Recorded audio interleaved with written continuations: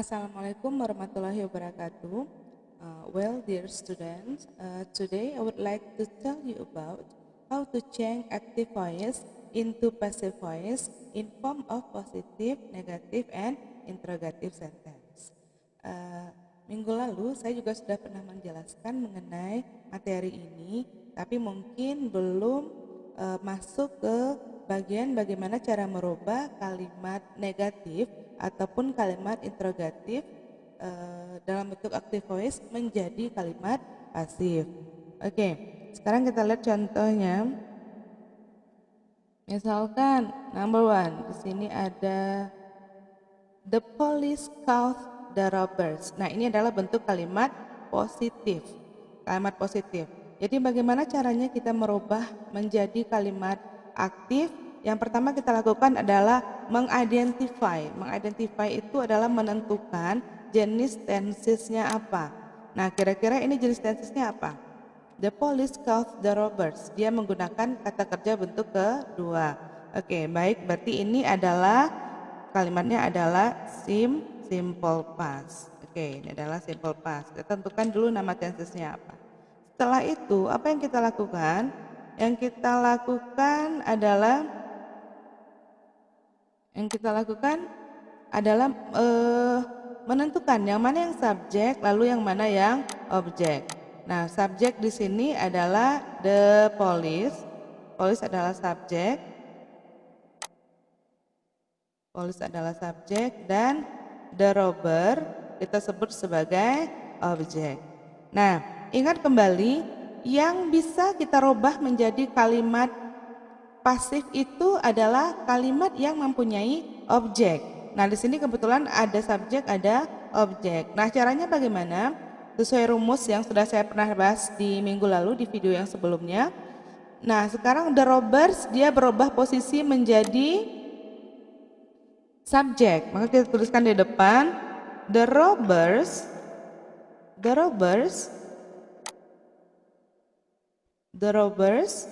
Nah, setelah itu diikuti oleh to be. Apa to be-nya? Karena dia adalah simple past, maka to be-nya menjadi were. Kenapa tidak was? Karena kebetulan di sini adalah kalimat jamak atau plural, the robbers jamak.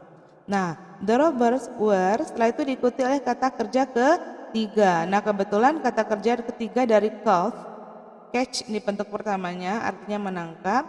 Bentuk ketiganya juga sama, adalah caught. Nah, ingat ya di sini dia posisinya sebagai di sini dia adalah verb kedua. Namun di sini caught-nya dia adalah verb ketiga. Dia adalah verb ketiga.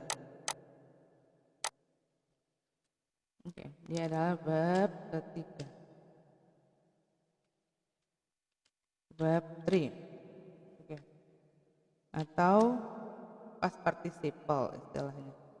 Lalu the robbers were caught. Nah, lihat di sini polisi itu menangkap perampok. Ini adalah kalimat active voice. Nah, ketika kita rubah menjadi kalimat pasif, dia menjadi the robbers were caught. Nah, ingat oleh siapa? By oleh siapa? Jangan lupa pada kalimat aktif nanti kita menggunakan by.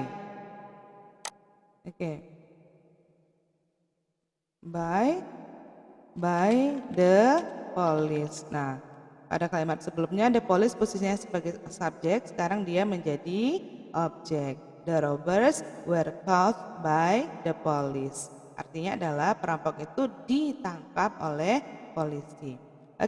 Yang kedua. Sekarang kita lihat lagi kalimat yang kedua.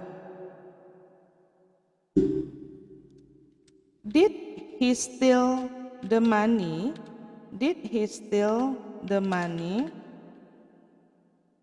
Nah, kira-kira dari kalimat ini adalah kalimat bentuknya adalah interrogative sentence atau question dalam bentuk pertanyaan. Nah, bagaimana caranya kita bisa merubahnya menjadi kalimat pasif? Nah, sebelumnya kembali lagi kita identify dulu ini tensesnya apa. Oke, ini masih sama dengan yang di atas. Tesnya adalah simple past. Nah, kalau untuk kalimat seperti ini, caranya yang pertama,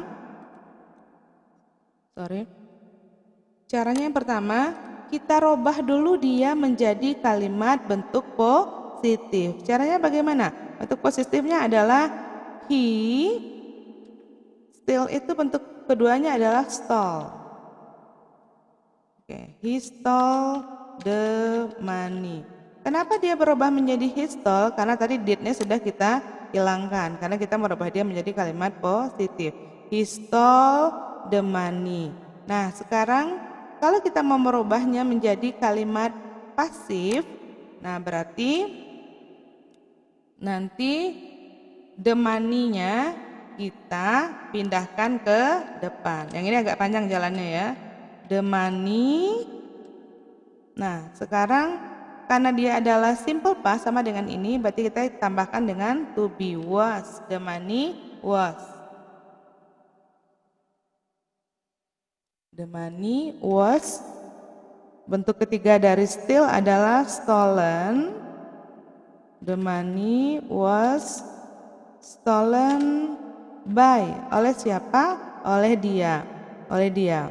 Nah, ini kenapa he? Karena dia posisinya sebagai subjek. Sekarang kita rubah dia menjadi objek, menjadi by him. The money was stolen by him. Nah, setelah itu baru kita tinggal merubah was ini kita pindahkan ke depan. Karena dia adalah kalimat question. Nah, maka jawabannya menjadi was the money stolen by him. Oke, agak panjang jalannya ya, cuma yang penting paham. Oke, jadi ini dari pertanyaan ini, maka jawabannya nanti menjadi ini was the money stolen by him. Oke, ini agak panjang jalannya. Oke, sekarang kita lihat lagi bagaimana cara merubah bentuk kalimat negatif dalam bentuk kalimat negatif.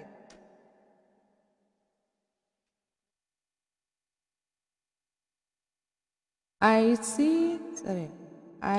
don't see her every morning. Saya tidak melihatnya setiap pagi. I don't see her every morning. Nah, sama caranya kita identify dulu. Ini nama tensesnya adalah apa? Dia adalah di sini karena dia menggunakan don't, berarti dia adalah simple present. Oke, simple present. Simple present. Setelah itu, karena ingat tadi posisinya sekarang objeknya siapa? Dia ada di sini adalah objeknya adalah her, kita pindahkan ke depan. See. Setelah itu nanti karena dia kalimat pasif maka kita tidak menggunakan don't lagi, tapi menggunakan was sesuai rumusnya. Berarti di sini adalah she was not. Bentuk ketiga dari she menjadi seen. She was not seen oleh siapa? By I tadi. Tapi posisinya dia sebagai objek maka dia berubah menjadi by me. She was not seen by me every morning. Oke, jadi ini. Jadi kalimat ini I don't see her every morning menjadi she was not seen by me every morning. Lihat posisi her berubah menjadi she dan posisi I dia berubah menjadi me di sini. Oke, ini. Oke, kita lihat lagi contoh berikutnya.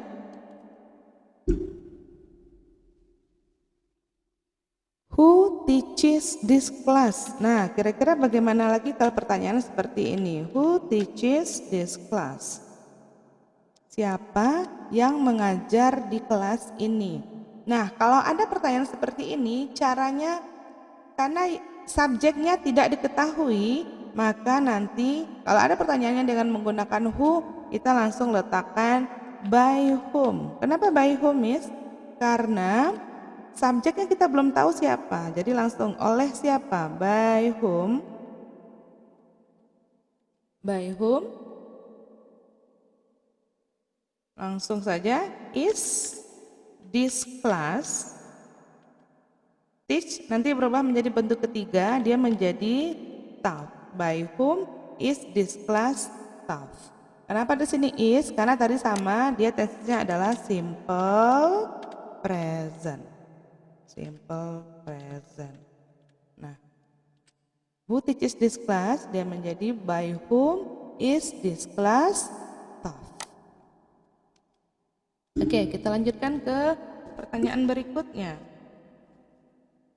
Contoh berikutnya, misalkan kalau kalimatnya adalah kemarin ada yang bertanya mengenai simple future. Nah, bagaimana kalau simple future, Miss? Katanya.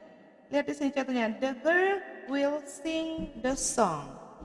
The girl will sing the song.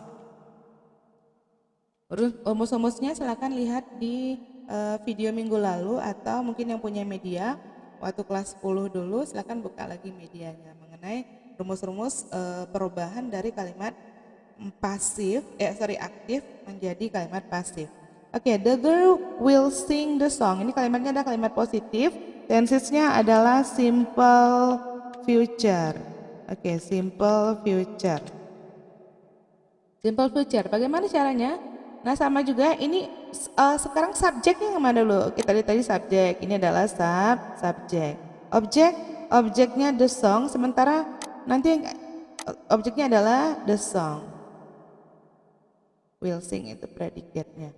Oke, sekarang langsung kita rubah ke depan. The song sesuai rumus will diikuti oleh be.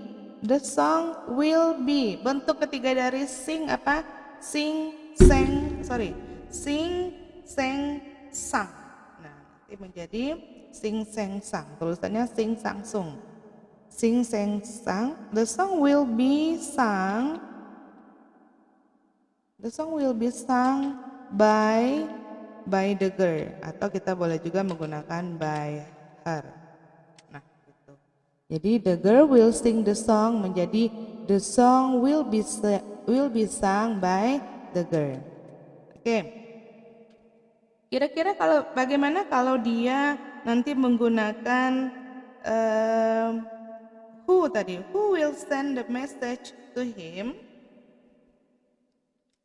Who will send the message to him. Nah, sama dengan sebelumnya tadi sudah Miss jelaskan sebelumnya. Nanti kalau ada who, langsung kita tulis saja by whom karena belum diketahui siapa subjeknya. Jadi langsung by whom oleh siapa tadi? Yang mana yang objeknya di sini? Ya, betul, the message.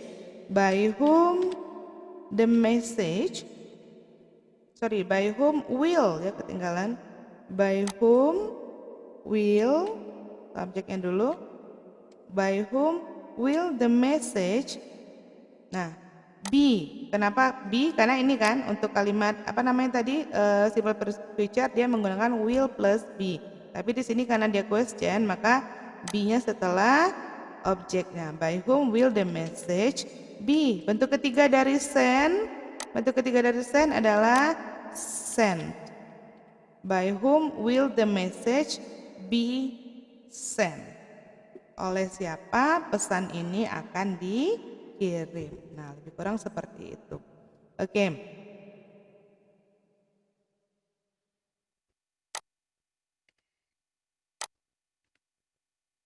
Nah, kita lihat lagi dua contoh lagi untuk kalimat past perfect misalkan. Kalau past perfect, present perfect dulu. Misalkan present perfect, pertanyaannya, I have post the letter.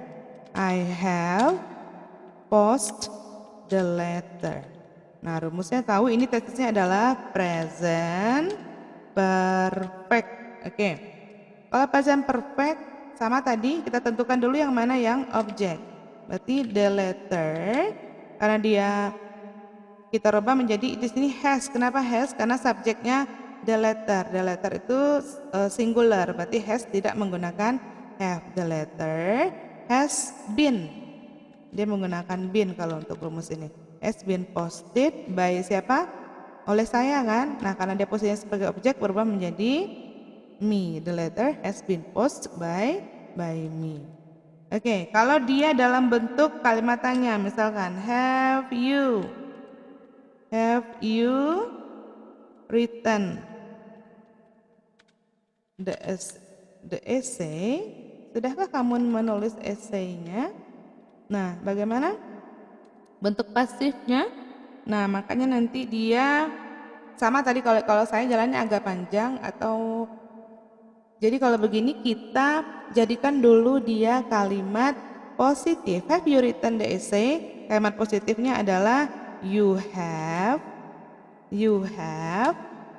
written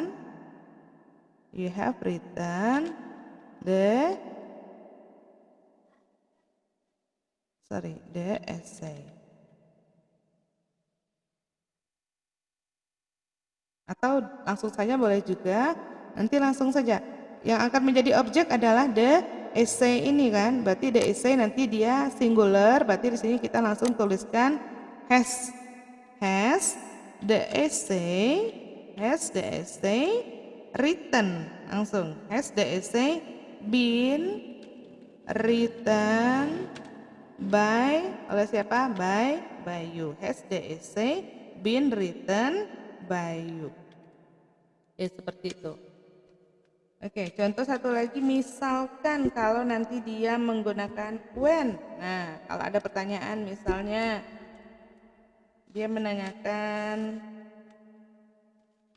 where will you go misalnya, atau menggunakan when, contohnya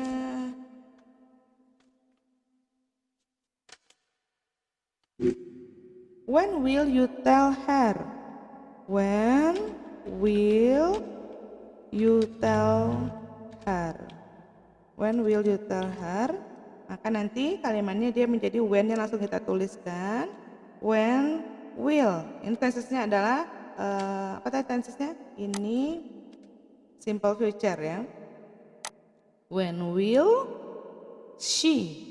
Kenapa she? Karena her-nya berubah menjadi she, karena dia posisinya sebagai subjek. When will she be told by you? Oke, sorry. When will she be told by you? Jadi seperti itu. When will you tell her? Dia menjadi when will she be told by you? Kapan kamu akan mengatakan kepadanya? Kalimat pasifnya menjadi kapankah dia akan diceritakan olehmu mengenai apa, mengenai suatu masalah misalnya. Okay, I think that's all my explanation about passive voice, how to change active voice into passive voice in form of positive, negative, and interrogative. If you have a question, you can ask me directly or you can put your comment on YouTube. Okay, I think that's all for today. Nice meeting you and see you. Assalamualaikum warahmatullahi wabarakatuh.